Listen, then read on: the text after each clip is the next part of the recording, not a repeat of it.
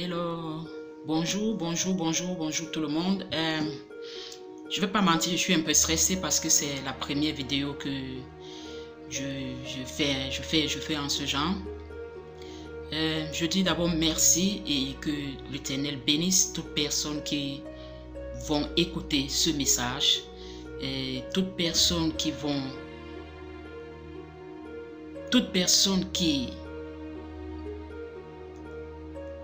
va écouter ce message, comme je le disais, pas seulement avec ses oreilles, mais avec son cœur et avec son esprit. Mon nom c'est Nadia, évangéliste Nadia, parce que je suis dans l'église où je persévère. Je suis du Cameroun, pour parler brièvement de moi. Je suis du Cameroun et ça fait 7 ans, bientôt 8 ans, cette année que je vis en Angleterre par la grâce de Dieu, dans la ville de Manchester plus particulièrement. J'ai décidé de faire une chaîne sur YouTube consacrée en tout honneur, en toute gloire à notre Seigneur et Sauveur Jésus-Christ, parce que je trouve que nous devons aussi utiliser les réseaux sociaux pour parler de notre Seigneur et pour prêcher sa parole, comme il a dit, allez et faites de toutes les nations mes disciples. Donc cette chaîne sera consacrée à mon histoire, mon témoignage, ma marche avec Dieu, ce qu'il a fait pour moi, ce qu'il a fait dans ma vie, ce qu'il continue à faire bien sûr, et aussi je vais souvent poster des messages d'exhortation par ma nature d'évangéliste. Ça sera comme des enseignements, ça sera comme des prédications. Ça pourra être des messages de motivation, des messages de bénédiction, des messages de connaissance, des messages de révélation, selon comme je serai dirigé par l'Esprit du Seigneur. Mais cette vidéo que j'appelle vidéo d'introduction, je l'ai titrée « Ma rencontre avec Dieu », qui est mon témoignage, qui est le témoignage de mon appel, qui est le témoignage de ma conversion, qui est le témoignage de ma nouvelle naissance. Je vais parler dans cette vidéo de ma rencontre avec Dieu. Témoignage vivant, je tiens à le préciser. Il y a de cela 11 ans, aujourd'hui, que j'ai donné ma vie au Seigneur. C'était en 2008. Qu'est-ce qui s'est passé? Je viens d'une famille de 7 enfants nés, et dont l'aînée était une fille, ma grande sœur, et moi j'étais la deuxième. Nous étions une famille religieuse, mais pas chrétienne, parce qu'on savait que Dieu existait. Protestants de père et catholiques de mère, ça nous arrivait parfois d'aller à la cathédrale, ça nous arrivait parfois d'aller chez les protestants, et on ne partait que le jour de Noël ou peut-être la veille de Noël, vous savez, juste les dates symboliques quoi. Mais à part ça, ça ne nous arrivait jamais d'aller à l'église. Donc pour moi, la connaissance de Dieu n'était qu'une connaissance, je peux dire, religieuse, parce que tu sais que Dieu existe, et c'était tout. Maintenant, en 2007, ma grande sœur aînée tombe gravement malade. Je vais essayer de faire court. Ma grande sœur aînée, elle tombe gravement malade et on ne sait pas de quoi elle souffre en fait. Elle commence juste à perdre du poids bizarrement et puis des choses commencent à apparaître sur son corps. Elle commence à devenir méconnaissable. Mes parents sont allés d'hôpitaux en hôpitaux, rien. Tous les tests, les examens, tout sortait négatif. Personne ne pouvait nous dire de quoi ma grande sœur souffrait. Ça, c'était en 2007. L'année 2007. À ce moment-là, j'étais à l'université de SOA, pour ceux qui connaissent. J'étudiais droit et ma grande sœur, elle était à l'université de Guakelé, elle étudiait biochimie. Donc, mes parents vont d'hôpitaux en hôpitaux, sans succès. Et puis, ils laissent la voie des hôpitaux et puis ils vont commencer à chercher la voie des tradipraticiens, donc des guérisseurs, des charlatans, des marabouts, etc. Sans succès aussi, malheureusement. Vous savez, en ce moment, quand ma grande soeur était gravement malade, parce qu'on n'avait jamais eu un événement, je peux dire, fatidique dans notre famille, je ne pensais pas au pire. J'avais comme cette assurance que peu importe ce qu'elle traverse, elle allait s'en sortir. Mais c'était tout faux. La nuit du 16 novembre au 17 novembre, malheureusement, ma grande sœur est décédée. Quand on se réveille ce matin, là, D'abord dans la chambre, on ne trouve pas, elle avait l'habitude de dormir, on ne trouve pas ma grande soeur. Et j'avais l'habitude d'aller la voir chaque soir parce que j'avais un boulot que je faisais à ce temps-là, ça s'appelait Score. Et quand je rentrais du travail, chaque soir, j'allais la voir. Mais la veille de sa mort, je ne sais pas pourquoi, je me suis sentie un peu fatiguée. Et c'est pas fatiguée, c'était surtout comme du fait que j'étais un peu fatiguée de la voir dans cet état. Parce qu'elle était dans un état où elle pouvait à peine marcher, à peine se déplacer, on la portait en fait. Elle était devenue comme un enfant, on la portait pour tout faire. Et j'avais un peu cette veille de cette mort, un peu comme une fatigue de la voir dans cet état. Je me dis, je ne vais pas la voir aujourd'hui. Et je l'ai regretté parce que ça aurait été la dernière fois seulement que je l'aurais vue. Mais bon, Dieu seul sait pourquoi. Donc là, c'est le 17 novembre, donc ma grande soeur décède. Et cette date du 17 novembre marque notre famille à jamais parce que c'est aussi le jour de l'anniversaire d'une de mes petites sœurs. Le 17 novembre. Quand mon père revient, parce que mon père était à l'hôpital, juste ma mère était là, elle essayait de préparer toutes les faits que les praticiens avaient donné souvent, de donner à ma grande soeur de boire et tout. Et quand ma grande soeur était malade, elle faisait des rêves.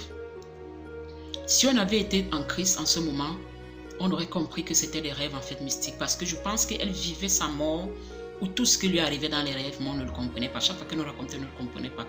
Et ce qui était bizarre, ça sûrement, ça sera l'objet d'une autre vidéo, parce que je ne veux pas que celle-ci soit trop longue. Celle-ci, je parle de toute ma rencontre avec Dieu. Et parce que c'est à travers le décès de ma soeur en fait que j'ai rencontré le Seigneur, c'est pour ça que je parle de ça. Donc ce qui était bizarre dans ses rêves, c'est que elle et moi on faisait les mêmes rêves, exactement le même rêve. On ne se parlait pas de nos rêves, mais on faisait exactement les mêmes rêves. C'est quand on se racontait le lendemain qu'on se rendait compte que ce qu'elle a rêvé, c'est exactement le même rêve que j'ai rêvé. Mais même ça, parce que comme je dis, on n'était pas dans la religion, on n'était pas vraiment une famille qui croit, vous savez, à la sorcellerie, à tous les trucs mystiques. C'était pour nous en fait comme des films, quoi. C'était comme des films. Et je pense qu'en fait, personne ne croit jamais, que ce soit en Dieu, que ce soit au diable, s'il n'a lui-même vécu une expérience personnelle, que ce soit avec le mal et que ce soit avec le bien. Moi, je disais à quelqu'un, la croyance, la foi en quelque chose, que ce soit en Dieu ou au diable, c'est une expérience que chacun doit faire personnellement. Sinon, tu ne croiras jamais. Donc, ma grande sœur décède et c'est le noir, c'est le néant. C'est la catastrophe dans notre famille. C'était quelque chose d'impensable. Mon père, ma grande sœur, elle était âgée de 24 ans. Il y avait de cela juste 2 ou 3 semaines, elle venait d'obtenir, venait de lui donner sa maîtrise en biochimie. Une maîtrise qu'elle n'utilisera jamais. Des études, des années d'études, je peux dire dans le néant. Ma grande sœur était tout pour moi. C'était la seule grande sœur. Je n'ai pas eu de grand frère, je n'ai pas eu de grande sœur. C'était la seule grande sœur que j'avais. Elle était vraiment tout pour moi, ma grande sœur. Elle était mon modèle. Elle était un peu comme mon idole. Elle était la personne à qui je voulais ressembler, la personne à qui je prenais mon inspiration. Donc, sa mort, c'était comme ma mort, en fait. J'ai eu l'impression qu'une partie de moi était morte le jour où ma grande soeur est décédée. Comme je dis, morte, le jour où ma grande soeur est décédée. Mon cœur, j'ai senti que quelqu'un m'a arraché le cœur. Je n'avais plus de cœur. Je me suis senti vide et abandonné. Une douleur. Et je me rappelle, je me suis écrié, Seigneur, pourquoi permets-tu que le méchant gagne et que l'innocent parte et que l'innocent meure? Si tu existais vraiment, Seigneur, pourquoi nous voyons ces choses? Et pour couper court, de la tristesse, je suis passé à la haine. J'ai été en colère avec Dieu. Je dis en colère avec Dieu. J'étais en colère avec l'Éternel. Vraiment en colère, parce que pour moi je disais, si Dieu existe, il est impossible que le méchant gagne. S'il y a un Dieu, s'il y a une justice sur cette terre, on ne devait pas voir des situations où les parents enterrent les enfants. Pour moi, c'était ma réflexion. Ce Dieu à qui je n'avais jamais cru, à part comme d'une sorte de religion, j'ai mis ce Dieu en jugement. Je lui ai demandé, Seigneur, pourquoi? Et je me rappelle, je me suis dit en ce moment, je vais mener une guerre contre l'Éternel. Et comme je vous le dis, à vous qui écoutez ces vidéos, mes bien-aimés dans le Seigneur, ou même ceux qui ne sont pas dans le Seigneur, je le pensais vraiment. J'avais une haine en moi, en même temps une tristesse. Donc, ma haine était à la hauteur de ma tristesse, de ma colère. Pour moi, c'était comme, on m'a arraché la seule grande sœur que j'avais, je n'aurais plus une autre. J'étais devenue comme une folle. Toute la famille voyait ma douleur. Tout le monde savait que non, cette fille ne va pas s'en sortir, elle va commettre le suicide. Parce que j'étais tombée dans une dépression totale. Et de ma bouche ne sortait que de l'animosité envers le Seigneur. Vous savez, quand vous avez deuil, les gens viennent à la maison, les gens essaient de vous consoler et tout. Moi, tu pouvais me consoler avec tout, mais surtout dans ta phrase, ne parle pas de Dieu, ne mets pas le nom de Dieu, parce que pour moi, il n'avait pas sa place. Il a laissé ma grande sœur mourir, donc il n'avait pas sa place. Parce qu'après, on nous a fait comprendre que oh, c'était pas naturel, c'était la sorcellerie. Je me suis dit, même si c'est la sorcellerie, c'est même pire. Ça veut donc dire que le sorcier est plus fort que Dieu. Donc pour moi, dans les consolations, je ne voulais pas être consolé avec « Oh, c'est la volonté de Dieu ». Non, le nom de Dieu n'avait pas sa place. J'ai mené une guerre et comme je j'étais resté maintenant l'aîné vivant, j'ai commencé à dire à mes petits frères, ah mais c'est parce que mes parents étaient dans une sorte d'état d'euthanasie. C'est comme si plus personne ne vivait en fait. On était tous comme des zombies. Et j'ai mené maintenant une ligue, j'ai fait une réunion. J'ai dit à mes petits frères et sœurs, à partir d'aujourd'hui, plus jamais on ne prononcera le nom de l'Éternel dans cette maison. Plus jamais on ne parlera de Dieu dans cette maison. Plus jamais on écoutera les cantiques religieux parce que le Seigneur nous a laissé tomber. Et c'est ça que j'ai dit, je le pensais vraiment. Et mes petits frères aussi et petites sœurs, ils ont aussi suivi, ils ont dit oui, tu as raison, on te suit. Parce que nous tous, on était comme dans cette colère, comme dans cette haine. Et je ne savais pas que dans cette colère, je faisais le jeu du diable. Et puis, j'ai commencé à chercher la secte. J'ai commencé à chercher la secte, j'ai commencé à dire aux gens, est-ce que vous connaissez une secte où je peux entrer? Ma mission pour entrer dans la secte, c'était quoi? Bien aimé dans le Seigneur. Ce n'était pas de rechercher l'argent, la fortune ou quoi, la prospérité, mais c'était une vengeance. On m'a dit, ok, ta grand-sœur est morte mystiquement. Je me suis dit, d'accord, si j'entre dans la secte, je vais te demander à rencontrer le diable. Et quand je vais le rencontrer, je vais lui dire, toi et moi on fait un pacte. Tu me montres tous les gens qui ont été coupables de la mort de ma grande sœur. Je les tue un à un, mystiquement, en devenant sectaire. Et une fois que je les ai tous tués, toi tu prends ma vie. C'était ça qui était dans ma tête. Je cherchais la secte. Je cherchais la secte, je cherchais, je demandais partout, genre, est-ce que vous... Tout le monde me prenait comme une folle. Mais bien aimé, vous savez quoi, la secte même n'est pas facile à trouver. Hein? Parce que j'ai cherché la secte, je n'ai pas trouvé la secte. Donc les gens qui entrent dans les sectes là, vraiment, je ne sais pas, c'est pas quoi vous faites parce que j'ai cherché la secte, je n'ai pas trouvé la secte. Je parle aujourd'hui en souriant, par la grâce de Dieu, mais ce n'était pas vraiment un moment de sourire, un moment de joie en ce moment. Et j'ai cherché la secte, j'ai tenté le suicide, j'ai fait une tentative de suicide, heureusement sauvé par un de mes amis à l'époque. Je voulais me jeter par-dessus une fenêtre parce que je louais une chambre en Gousso, pour ceux qui connaissent. Gousso, c'est dans la capitale du Cameroun, qui n'est d'autre que Yaoundé. Et puis, un de mes amis à Debakassoma m'a empêché de le faire. Bon, c'est juste pour vous montrer dans quel état de dépression j'étais. Maintenant, pour couper court, pour venir aux points importants, aux points merveilleux, au point qui a changé ma vie. C'était une nuit que je n'oublierai jamais. Parce que ma grand-sœur est morte en novembre, comme je disais, novembre 2007. Et puis, nous partons dans les environs de... C'était début 2008. C'est comme janvier, février 2008.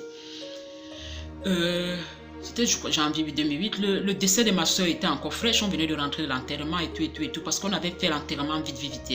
Mon père ne voulait pas qu'elle reste longtemps à la mort.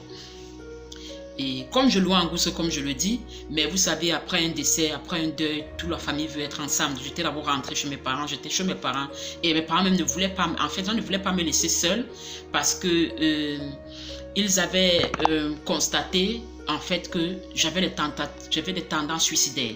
Donc, me laisser seule n'était pas bien pour moi. Donc, je suis d'abord revenue dans la maison familiale pour un moment.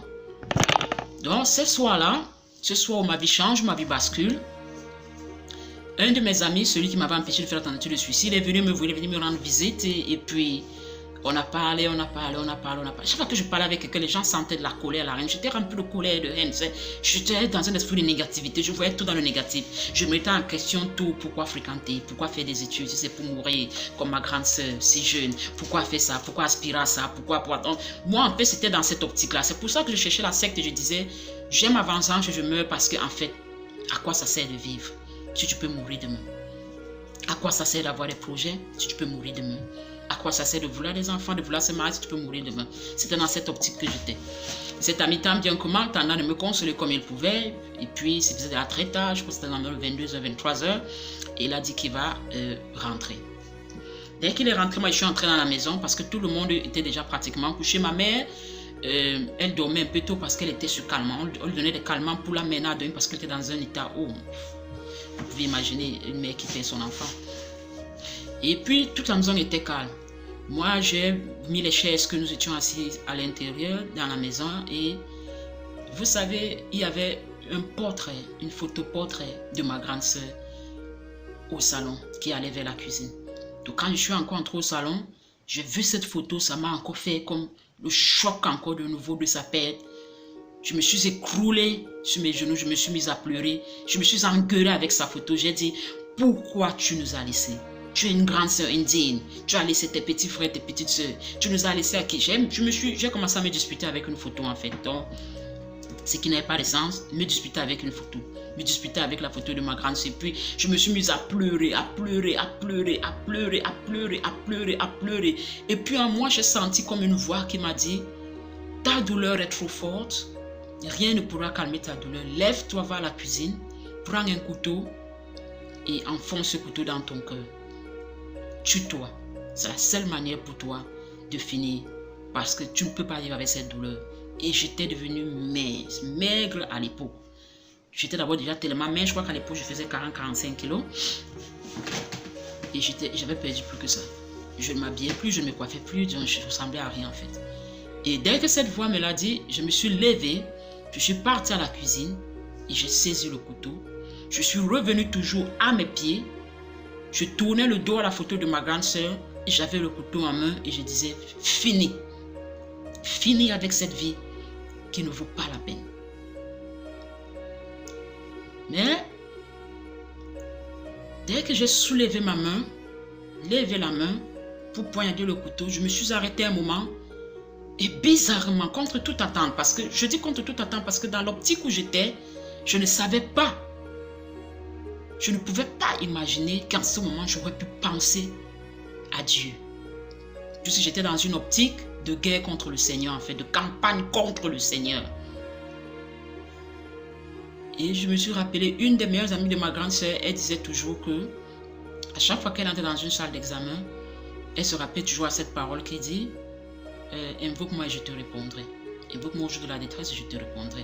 Et il y avait ce cantique qu'elle chantait, elle disait qu'elle chantait toujours, appelle et te répondra, appelle et te répondra, oh. Jésus, le roi des rois. Donc, pendant que j'avais dans la main levée avec le couteau, tout cela m'est revenu subitement d'un coup. Je ne sais pas pourquoi ces paroles de cette amie de ma grande sœur. Et puis, elle disait toujours, et véritablement, je t'assure, quand tu l'appelles, il te répond. Et pour moi, j'étais comme, ça y est. J'ai perdu la foi en toi avec le décès de ma grande sœur. Mais ce moment, c'est comme un moment de me prouver si oui ou non tu existes.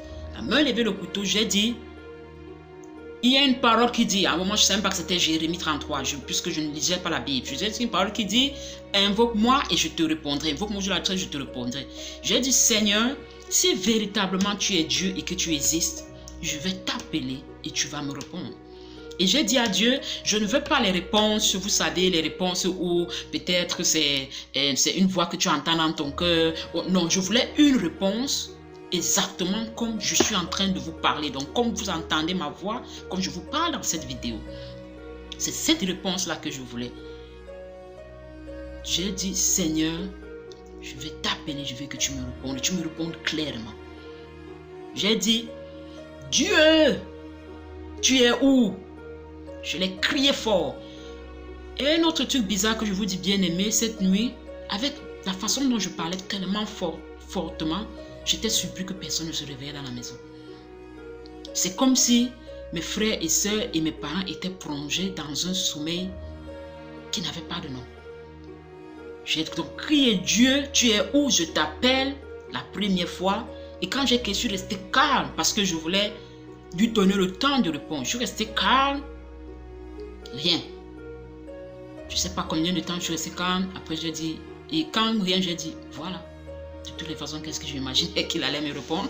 Je ne connais pas quelqu'un à qui Dieu a déjà répondu. Quand je dis répondu, je parlais de répondre clairement, comme quand tu écoutes quelqu'un, comme quand tu parles avec quelqu'un directement. Je parlais de répondre directement. Je ne parlais pas de dire, oh, un cœur me dit, non, je voulais cette réponse directe. Je voulais quelque chose, en fait. En ce moment, je voulais quelque chose de palpable, de réel, de la présence de Dieu sur cette terre, dans ce monde.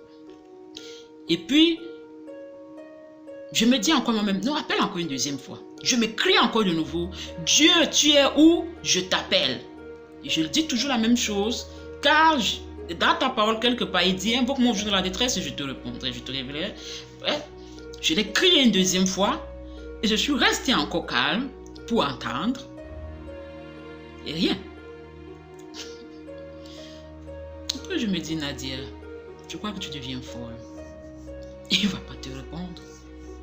Il n'est pas là.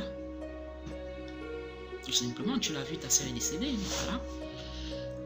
Après, j'ai dit, bon, j'essaie une troisième fois. Dieu, tu es où? Je t'appelle, je répète la même phrase. Et je reste calme. Mais cette fois-ci,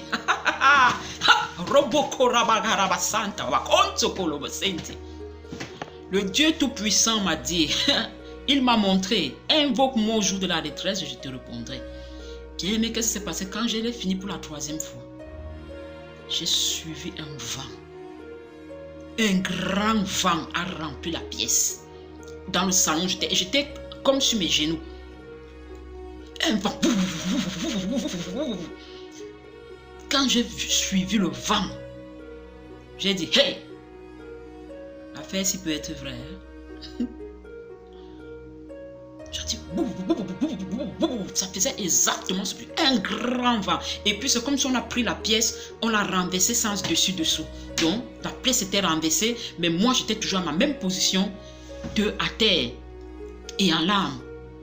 Quand j'ai senti le vent, je me suis un peu arrêtée comme ça. J'ai dit, oh, qu'est-ce qui se passe? Je vois comment le salon se retourne. Et puis dans ce grand vent, je suis une voix, la voix de Dieu. Comme vous suivez la mienne, je dis voix directement qui me dit, me voici. Alléluia, gloire à son nom. Que son nom soit glorifié. Que son nom soit glorifié. Bien aimé, je vais m'arrêter d'abord pour te dire ceci. Je ne sais pas ce que tu vis en ce moment. Je ne sais pas ce que tu traverses en ce moment. Mais laisse-moi te dire une chose. Si tu as perdu tout espoir, ressaisis-toi, remets-toi sur tes pieds, invoque-le. Et il va te répondre parce que Dieu existe et il nous écoute. Il nous écoute. Tout ce qu'il veut, souvent, c'est juste qu'on crie à l'aide. C'est juste qu'on l'appelle. Le Seigneur me dit, me voici bien-aimé. Dès que j'ai suivi, me voici, je me suis senti frigorifié. Je suis resté figé. Le couteau a lâché mes mains. Même les yeux, je ne clignais plus. Et la voix venait comme de derrière. Donc je ne voulais même pas me retourner pour regarder. Parce que j'avais peur de ce qui était derrière moi. Et le bruit du vent se faisait toujours sentir. Dans la pièce. Je suis resté glacé, frigorifié, congelé. En ce moment bien aimé, en l'espace de quelques secondes, mais pour moi c'était comme l'éternité. J'ai commencé à confesser. J'ai vu tous mes péchés défiler devant moi. Même quand ce que j'étais, je ne sais pas, bébé ou quoi. Tout ça défilé devant moi. J'ai vu le temps où je maudissais Dieu. Je disais, il n'existe pas. Je faisais campagne contre lui. J'ai voulu ouvrir la bouche pour dire, Seigneur, pardonne-moi. Je ne savais pas que tu existais. Quand je faisais... Mais les mots n'arrivaient pas à sortir de ma bouche parce que j'étais pétrifié. Je ne m'attendais à tout, sauf à ce que véritablement, le Seigneur me réponde. Je m'attendais à tout, sauf à ça. Et pendant ce moment de panique, il me dit, lève-toi et va dans ta chambre. Je me suis levé comme un soldat. Donc, je me suis levé et je marchais. Le vent m'accompagnait quand je marchais. Donc, je sentais une présence derrière moi. Je ne voulais pas me retourner. Je ne voulais pas regarder. Et quand je partais dans ma chambre, je passais la chambre d'un de mes frères. Je voulais me dire que, pardon, réveille-toi, voilà, Dieu est en train de partir me tuer dans ma chambre parce que j'ai passé mon temps à le maudire. Moi, en fait, en ce moment, j'ai cru que Dieu me répondait parce qu'il était aussi en colère, puisque j'ai passé le temps à le persécuter. Donc, je me suis dit, en fait, il m'a répondu pour me dire, ok, toi, tu me persécutes beaucoup. Voici le moment est venu où je vais finir avec toi. Donc je me disais qu'il venait dans un esprit de colère, puisque comment pouvait-il venir dans un esprit de bonté, d'amour pour quelqu'un qui le persécute et qui a passé le temps à le maudire et encourager d'autres personnes aussi à le persécuter. Donc je passais les chambres de mes frères avant d'arriver à la mienne et je me disais que quelqu'un se réveille avant que je ne meure parce que je n'ai pas su, vous allez me voir vivant demain. Je suis entré dans ma chambre, le Seigneur me dit, prosterne-toi devant ton lit. Et comme je dis, il me parlait comme je vous parle. Il me dit, prends ta Bible. Je n'avais même pas la Bible. Il y avait juste un Nouveau Testament qui était quelque part sur la table. Je crois que ça appartenait à une de mes petites soeurs à l'époque. Et j'ai voulu lui dire, Seigneur, je n'ai pas la Bible. Mais encore dans le cœur, je me suis dit, c'est Dieu, il sait que tu n'as pas la Bible. Donc seulement quand il parle de Bible, il parle du Nouveau Testament. Prends le Nouveau Testament qui est là sur la table. J'ai pris le Nouveau Testament et puis le Seigneur a dit, ouvre. Et le premier passage que Dieu m'a donné, c'était Jean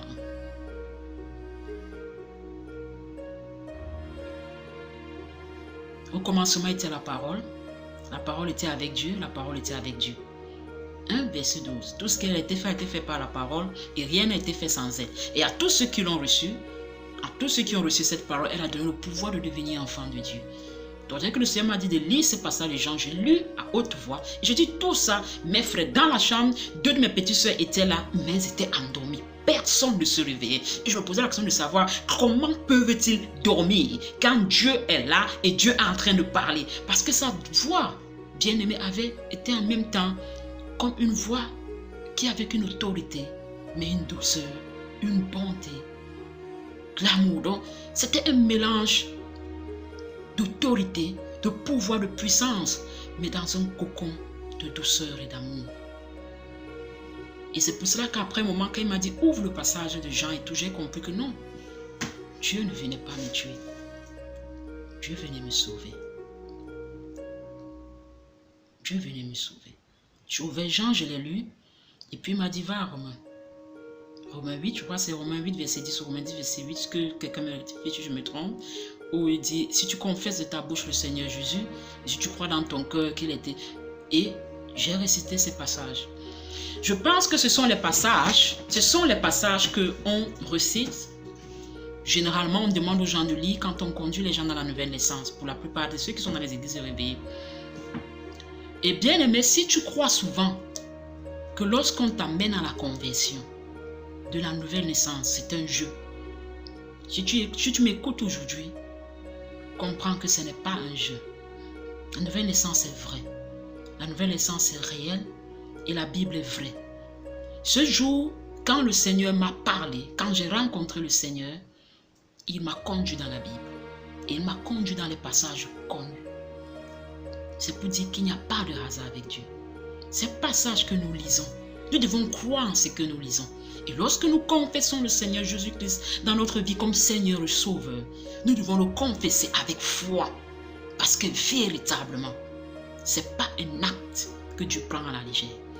Donc après avoir lu ces passages, j'ai compris que le Seigneur m'a mené à la conversion. J'ai été converti par l'Éternel lui-même. Et le Seigneur savait qu'il fallait ça pour que quelqu'un comme moi croie. Quand j'ai raconté ce témoignage à un collègue chrétien un jour, et il m'a dit, waouh, on dirait l'histoire de Paul. Et je n'avais jamais vu cette histoire comme ça, comme l'histoire de Paul. Et puis je me suis dit, c'est vrai. Parce qu'il m'a dit de maudire le Seigneur à le bénir. C'est Paul. Il m'a dit, tu es un pauvre. Et j'ai vu que c'est vrai. Donc pour reprendre, dès que j'ai lu les passages, et puis le Seigneur m'a dit, maintenant tu vas confesser tes péchés. Quand c'est Dieu même qui te dit confesse les péchés, bien aimé, même ta mémoire, quand tu avais 6 mois revient, si tu croquais souvent le téton de ta mère, ça va revenir, tu vas confesser. J'ai confessé, j'ai surtout appuyé la partie où je le maudissais, où je cherchais la chèque, où j'étais en colère contre Dieu, je faisais campagne contre lui. J'ai tout parlé, confessé. Et puis il a dit, tu vas répéter après moi. Il m'a conduit dans la communion et dans la nouvelle naissance. Dès que j'ai répété cette parole, de l'accepter dans ma vie comme Seigneur et Sauveur, et puis il m'a dit Amen, j'ai dit Amen. J'ai senti comme des gens venaient et soulevaient de mes épaules une charge. Donc comme si je portais sur mes épaules une charge lourde. Et des gens l'avaient soulevé et l'avaient ôté de moi. Donc je me suis sentie plus légère. Et bizarrement, la douleur que j'avais dans mon cœur de la perte de ma soeur, elle est partie. Cette douleur, parce que c'était une douleur qui me faisait mal. Je ne sais pas si vous avez ce genre de douleur. Une douleur qui fait mal. Moi, le mal n'était plus là. Oui, il y avait toujours cette sensation de perte de ma soeur, mais ce n'était plus comme quelque chose qui... C'était quelque chose, en fait, comme qui me tuait vivant. Il n'y avait plus cette sensation. Je me suis sentie légère, déchargée d'un fardeau. Ça, c'est le mot. Et j'ai compris aussi cette parole qui est vraie. Venez à moi, vous qui êtes chargés et fatigués, je vous donnerai du repos. J'étais chargée et fatiguée. Je suis allée au Seigneur. Le Seigneur m'a répondu et il m'a donné du repos. Bien-aimé, c'est un témoignage vivant. C'est un témoignage vrai. J'ai rencontré Dieu dans ma maison après que je l'ai invoqué 3 fois. Pourquoi 3 fois? Vous savez, vous connaissez le chiffre 3, ce que ça représente dans la Trinité. Je l'ai appelé, il m'a répondu. Clairement, je dis clairement, pas qui de je dis clairement, le Seigneur m'a parlé. Il m'a conduit dans la nouvelle naissance. Pourquoi? Parce que pour que le Seigneur commence à travailler dans la vie de quelqu'un, il faut naître de nouveau. Frères, sœurs, chrétiens ou non chrétiens, arrête ce que tu fais. Donne-lui un peu de temps et appelle-le. Il va te répondre. Si tu es un chrétien et que tu étais peut-être déjà démoralisé dans ta marche avec le Seigneur, ou tu avais rétrogradé comme on le dit, que ce message te motive. Pense à ta conversion, pense à ton premier amour, pense à ton appel et reviens. Si tu n'es pas chrétien, que tu n'as jamais cru, ou tu es un religieux, catholique, protestant, je ne prêche pas une religion dans cette chaîne, je parle juste de Dieu. Je suis chrétien. Comme il m'a souvent dit, je dis je suis chrétien, je crois en Christ. Pour moi, il n'y a aucune religion qui est meilleure, il n'y a aucune religion qui est pire. Tout ce que je sais, c'est ce que j'ai vécu cette nuit et que je vis depuis 11 ans avec le Seigneur. Je crois en Dieu parce que je l'ai entendu, parce que je l'ai senti, parce qu'il m'a parlé. Et je sais qu'il existe et il a changé ma vie. Il m'a changé, il m'a transformé, il m'a changé. De le maudire, le lendemain, quand je me suis réveillée, j'ai appelé encore mes frères, j'ai dit à partir d'aujourd'hui, on commence à célébrer le Seigneur. Tout le monde me regardait encore. C'est pas la même qui a dit qu'on devait le maudire. J'ai seulement dit intimement, vous ne savez pas ce que j'ai vécu la nuit d'avant. Et honnêtement, j'ai gardé ce témoignage des années. Je ne l'ai pas dit à ma famille parce que je me disais personne ne pouvait me croire. Mais les gens ont juste constaté que je suis passé d'une vie je peux dire de mondaine à une vie de chrétienne, à une vie de haine contre le Seigneur, à une vie d'amour. Les gens n'ont pas compris toute la transformation est venue en fait. Et c'est bien plus tard quand je les ai parlé de mon témoignage qu'ils ont compris. J'espère juste que cette histoire, ce message va redonner de l'espoir à plus d'un. Il va ramener plus d'un vers notre Seigneur. Il va convertir plus d'un. Je m'arrête d'abord là parce que l'histoire est longue. Je vais continuer l'histoire à la prochaine vidéo.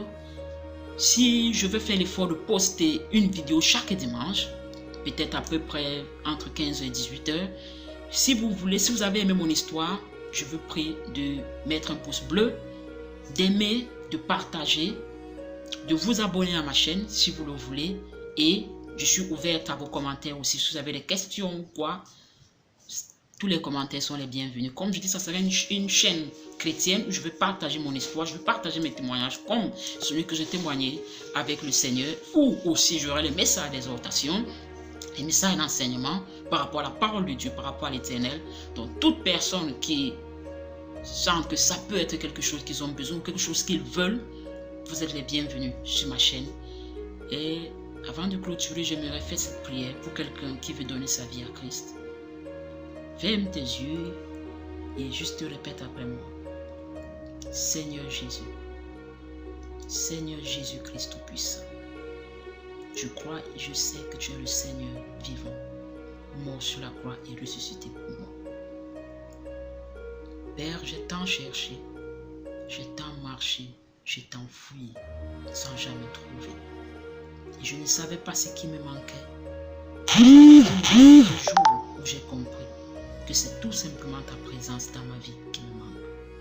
C'est pourquoi en ce jour,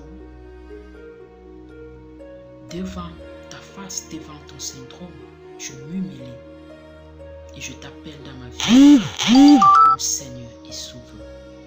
Viens Seigneur, je t'ouvre la porte de mon cœur. Assieds-toi, dîne avec moi, soupe avec moi, transforme-moi, forme-moi, dirige-moi, guide-moi, et que l'homme intérieur charnel en moi meure, et que rien que l'homme spirituel, transformé et revitalisé par toi, prenne la place. Merci Seigneur de m'avoir reçu dans ton royaume. Merci Seigneur de faire de mon corps ton temple et ta demeure. Au nom puissant et précieux de Seigneur et Sauveur Jésus-Christ, nous avons prié. Amen. Merci encore bien-aimé de m'avoir écouté, de m'avoir suivi. Que la paix du Seigneur soit avec vous. Que la grâce vous accompagne. Shalom. Peace.